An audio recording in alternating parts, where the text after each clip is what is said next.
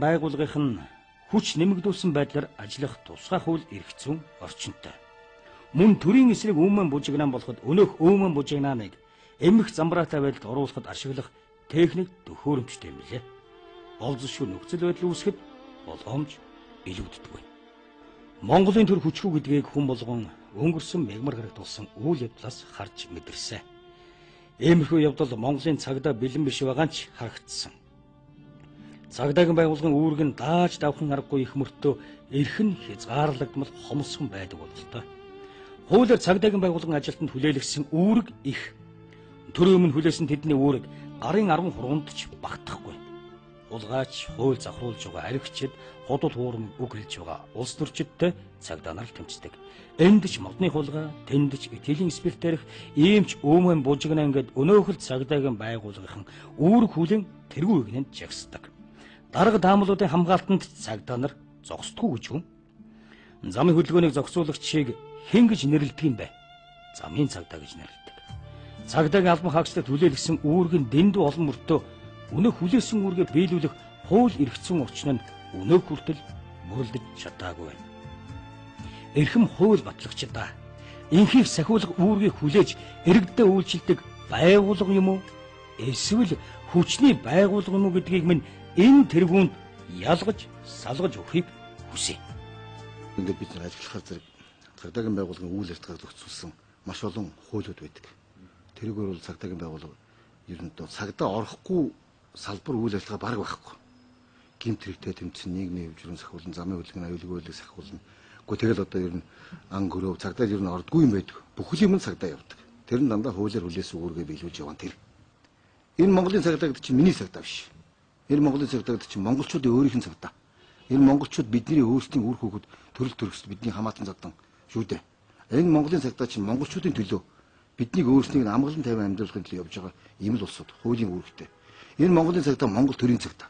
Тэгтэл энийг ингээд хамгаалтгүй орхичоод хүн болгон загнадаг, хүн болгон доромжилдог, хүн болгон дуртагаараа дээлхдэг ийм байгууллага болгочоод одоо энэгээр хүнд хэцүү үүрэг биелүүлнэхээр зэрэг эрх зүйн хамгаалтын хувьд хэцүү болцсон байна. А цагдаа нарын өөрсдийнх нь сэтгэл зүйн бэлтгэлийн хувьд гэсэн бэлэн зовлонтой байна. Манай аль багш над гомдол гаргаж гомд явахад зүгээр өөрснөө ярьдаг. За бид одоо ийм асуудалд оролцоход үнэхээр дарга хэцүү байна. Энийг бариад авбал сүлд нь би буруутна. Гар нэггүй болчихно, хөл нэггүй болчихно. Тэгвэл прокурор тавьж мөрдөгдөн шүү дээ. Би явмааргүй шилдэг аль багч би. А нэг гэсэн болохоор бид нар явъя. Бидний ажлыг хий. Бууны өмнөөс явъя, хутганы өмнөөс явъя. Биднийг хамгаалж өгөөч гэж хамгаалдаг шүү дээ. Тэгэхээр ерөөсөө дүгнэлт нь Монголын цагдаагийн байгууллагын ажиллаж байгаа эрх зүйн орчинг өөрчлөх ёстой. Хамгаалттай байж хүн ажил хийхээс аргагүй. Хамгаалттай. Би энэ үүргийг хүнд хэцүү үүргийг биелүүлсэний алтал би бол буруутахгүй. Би энэ үүргийг биелүүлэх ёстой гэж хүн орох ёстой шүү дээ, тийм ээ. Иймгүй учраас нэлээд хүндрэлтэй байгаа. Энэ зүгээр энэнд манай эрх зүйн орчин бэлэнгүй байсан гэдэг утгаар би энийг хэлж байгаа юм. Одоо үйлчлэгээний байгууллага гэдэг утгаараа бол эрүүжүүлэгдсэн ямар нэг байдлаар гэмт халгад өртөгдсөн хүмүүсэд тусалдгаараа бол одоо үйлчлэгээний байгууллага. Ер нь бол ард иргэд бол одоо ер нь цагдаа бол үйлчлэгээний байгууллага гэдэг тал руу ярьдаг.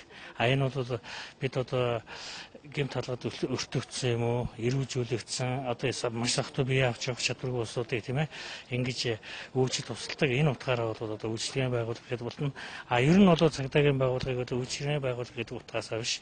Ер нь хүчний байгууллага гэдэг утгаар нь одоо цааш нь энэ эрх зүйн орчныг бүрдүүлэх, энэ цагдаагийн албан хаагчдын ажиллах, амьдрах одоо энэ эрх зүйн орчныг боловсронгуй болгох бас ер нь альва үйл явдлыг зохион байгуулсан улсууд тухайн одоо зохион байгуулсан чагсаа цуглаанч гэдэг юм үйл явдлынхаа дараа төрийн байгууллагын албаагчдыг буруутгах үйл ажиллагаа маш их явагдаж байгаа. Энэ юу вэ гэхээр тухайн үед тэнд үйл гүйцэтгэгчсэн төрийн албаагч нар буруутгах үйл ажиллагаатай мэт болоод тухайн үйл явдлыг зохион байгуулсан тухайн үйл явдалд турхирсан энэ улсууд өөрсдөөс үүдэн эргээд одоо асуудлыг буруугаар мушгин гүйж төрийн байгууллагын албаагч тэнд үйл гүйцэтгэж явсан ялангуяа цагдаагийн албаагч нарыг үйл ажиллагаа буруу явуулсан хууль бус үйл ажиллагаа явууллаа гэх мэтээр буруутгах үйл ажиллагаа бол сүүлийн үеүүдэд гараад байгаа жагсаал цуглааны үед бол маш их гардаг болсон. Энэний тодорхой жишээ бол одоо саяны 7 сарын 1-нд болсон үйл явц харуулж байгаа. Энд цагдаагийн байгууллагын албаагчид зөвхөн үүргээ гүйцэтгэжд очисан. Тэрнээс тэнд цуглаж байгаа иргэдийг одоо ямар нэгэн байдлаар тарах гэдэг юм уу тэр үйл ажиллагаа тасалдаад болох гэдэг юм уу, ийм үйл ажиллагаа явуулах гэж очиагүй. Тэнд нийгмийн хэв журам зөрчигдөхөөс урьдчилан сэргийлэх зорилгоор очисон албаагчид. Цагдаагийн байгууллагын удирдлагуудад жагсаал цуглааны үйл ажиллагаанд цагдаа нараа явуулахаас зүрхшээдэг юм. Учир нь тэдэнд тухайн нөхцөлд ажиллах ямар ч хууль эрхцэн орчин байдгүй болохоор үүмсэн олныг тайван замаар тараа гэсэн үүргийг хэлэхдээ дарга нар нь эмээдэг бололтой юм. Жагсаал цуглааны үед ямар нэгэн үүмэн бүжигнаан дунд хүм бэртэж гэмтэхэд өнөөх л төрийн цагдаа буруутгагддаг. Жагсаал цуглааны дараа өнөөх цагдаа нарыг буруутгадаг хамгийн гол үндсэл нь хүний эрхийг зөрчиж иргэдийн эрхэнд халдсан явдал гэж үздэг. Энэ явдалч өнгөрсөн хугацаанд болсон жагсаал цуглаан болгоны дараа болж байгаа үйл явдлууд батлаад байгаамаа. Ийм юм байж болох уу? Хүний эрхийг дээдэлсэн нийгэмд бид амьдарч байгаа нь үнэн. Гэхдээ иргэдийн эрхээ эдэлж хуулиар хүлээсэн үүргээ ухамсарладаг байж л ардчлал сая мөн чанараараа хэрэгжих учиртай баймаар. Өнгөрсөн мегмар гарагт болсон үйл явдал газар авсан бол өчнөө гимгүй иргэд архин таламжсан адгуус мэт аашлагчдын гарт амь насаа алдах байсан юм биш гэж үү? Төрийн сэлдний өмнө сөхөрч тайван амгалан байдлын төлөө тангар өргөсөн Монгол эр цагдаагийн байгууллагад ороод л өөрсдөө хүний тооноос хасагдаж эрхээ хязгаарлалдаг юм гэж асуумаар байна. Хууль эрхцэн орчинг ажиллах нөхцөлтөө нь уялдуулж өгөхийг цагдаа нар хүсэж байна. Цагдаагийн албан хаагчтай уулзаж ярилцаж байхад тэдэнд өнөөдөр өгүүлэгдэж байгаа зүйл нь ард түмнээсээ хүсэх урмын үг. Гэтэл цагдаагийн албан хаагчдыг хүний тооноос хасаж хүн биш үзэх үзэл хизээнээс төвгөн дэлгэрвэ. Цагдаагийн албан хаагчийн нэг төрийг өндөрт өргөх зайлшгүй шаардлага нийгэмд бурган гарлаа. Өнөөдөр таны хүү хүргэн чинь цагдаагийн албан хаагч байсан бол үүргээ биелүүлэхээр үдшийн бүрхэд гарахт нь таны сэтгэл тайван байж чадахгүй. Үүнтэй үзэгч та эвлэрэх байх. Сүүлийн хэдэн жилд цагдаа нарыг үзэн ядсан, цагдаа нарыг буруутгасан гаж гэмээр үзэгдэл газар авчихад байсан. Өөрөөр хэлэх юм бол цагдаа нарыг үзэн яддаг айрам бэлтгэгчээ юу гэж хэлмээр байна. Өөрийнхөө хийсэн бурууг бусдад чигтэг болсон зан Монгол төмөнд ардчлалын салхитай хамт ирсэн гэгддэг. Үнэхээр ч өнөөдөр цагдаагийн байгууллагынд шалгуулсандаа шарлгсан хүмүүс цагдаа нарыг буруутгаж эн тэнд цууг тараадаг. Муу үг, муу дагвартай гэдгийг 7 сарын 1-ний үйл явдал баталсан. Ийм олон төрлийн үүрэг биелүүлж хууль зөрчигчдийг илрүүлж баривчлаад ингэж яваад хахад зэрэг цагдаад дургүй хүмүүсийн бүхэл бүтэн айран бий болдог. Хулгай хийсэн, хүн алсан, дээрэм тонол хийсэн одоо янз бүрийн зөрчлөлөөр үгүйдэл согтуугаар тээврийг чулууж баригдсан хүмүүс цагдаад хийж баярлдаг. Хитрхлээ ууц согтуураа цагдаа хэвжим зөрчижсэн тийм хэвжим зөрчижсэн цагдаа ирүүлжүүлчихээ зэрэг маргааш намайг одоо хүн алхаас урдсан гэж боддоггүй. Ийм байдлаас ер нь цагдаа буруутгадаг, цагдаа дургуутдаг ийм бүхэл бүтэн ийм одоо хэсэг угаасаа байж л ирсэн байдаг. Энэ бол сүүлийн үед бүр их нэмэгдсэн. Монгол улсад эрүүг нөхцөл байдал хүндрэхээр улам нэмэгдээд байдаг. Тэгээд цагдаа дургүй хүний найзан дургүй, цагдаа дургүй хүний ахан дургүй, цагдаа дургүй хүний дүүн дургүй гэхэр бүр их олон болно доо. Дээр нь зориуд одоо бидний мэдж ойлгож байгаагаар бол энэ сүүлийн үед хүмүүсийн хүмүүжил ёс зүй маш их хэмжээгээр унаж хүмүүс ер нь өөрөөсөө буруу хайхаа болцсон. Дандаа өрөөлийг буруутгадаг, тэрэн дотор дандаа цагдааг буруутгадаг. Тэгээд өөрөөсөө хууль зөрөөс сахидаг. Хууль сахихгүй дураараа байх ийм үзэл бодол бол дэлгэрэн бүр ингэ дэлгэрчихсэн байна шүү дээ. Тэгээ энэ замбраагүй байдал, дээр нь үзэн язах ямар нэгэн байдлаар цагдааг буруутгах энэ хоёр нийлэх зэрэг цагдааг эсэргүүцэх үг хэлээр үйл хөдөлгөөний эсэргүүцэх ийм явдал Монголд үнэхээр газар авсан. Ялангуяа сүүлийн хэдэн жил болсон жагсаал цуглааны бичлэгийг 1987 оны ихээр 2007 оны ихээр бид нар үзэхэд 1 сарын 1-ээс 11 сар болсон 100 хэдэн удаагийн жагсаал дээр дандаа цагдааг зод салсан байдаг.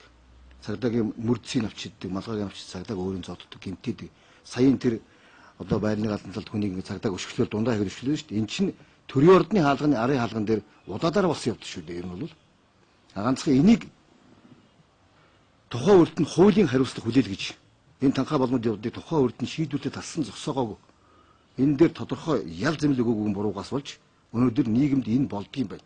Цагдаа гэж зодуулж байх хэвээр, цагдаа гэж доромжлуулж байх хэвээр, цагдаа гэж ийм хүний гарын шүүр хараал хэрүүл хийх тэрнийг нь хүлээж заавал хүлээж авчих хэвээр ийм байгууллага болгож хувиргажээ. Бөөнөрө бужигсан олон нийт цагдаагийн албан хаагчийг хэрхэн зодож нүдхийг бид нэгдээрээ харсан.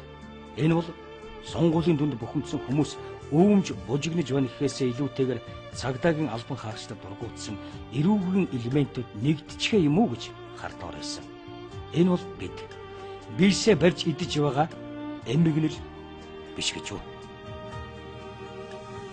Ирээдүйн хуучин өнгөрсөн тийш чулуун мөндөр болгосон нь Монголын их эмгэнэл, эдэр залуусан төрөө буруутгаж байгаа нь Монголын их эмгэнэл, их өв соёлоо устгаж байгаа нь Монголын их эмгэнэл, итгэлийн галаа бөхөөж үүмсэн нь ч Монголын их эмгэнэл. Уг нь бол хөгт толбот монголчууд алаг орчлон амар амгалан улс гэдгээр багтан биширч байсан биш гэж юу? Түүх түүхээрээ үлддэг гэдэг. Тэгвэл түүхийг нэг хормын дотор өөрчлөн харлуулж болдгийн жишээг Монгол түмэн дэлхийд баталж орхилоо. Он цагийн нэгэн мөчлөгийг харлуулж чад огт санаа зовхгүйгээр маргаашийн төлөө бодож суух шалтгаан бидэнд байгаа гэж юу? Баймгүй л санагдан. Дэлхийн түүхэнд их хаадын эх орон гэж мөрөөлдсөн монголчууд 800-ны дараа хэдүүлээ болцоход байгааг эрхэм та хажууд хүнээс асуугаад нэг үзээрэй. Хорвоо дэлхийд Монгол гэсэн нэгэн дээвэр дор 2 саяулаа шүү дээ бид. Хөлөөн жийч толгоогоо эвсэн зэрэгэлдэх улс гүрэн минь дэлхийд агуу их гүрэн гэж алдаршиж энэ зууныг эзэгнэж байгаа бишсэн билүү. Тэгэхээр бид түүхэнд үлдээж яваад зам мөрөө бажааж харлуулах шалтгаан огтоос алгаа. Монголын эмгэнэл өчигдөртөл үлдэг. Маргааш яхан бүү монголчуудын зүрх сэтгэл эмгэнээс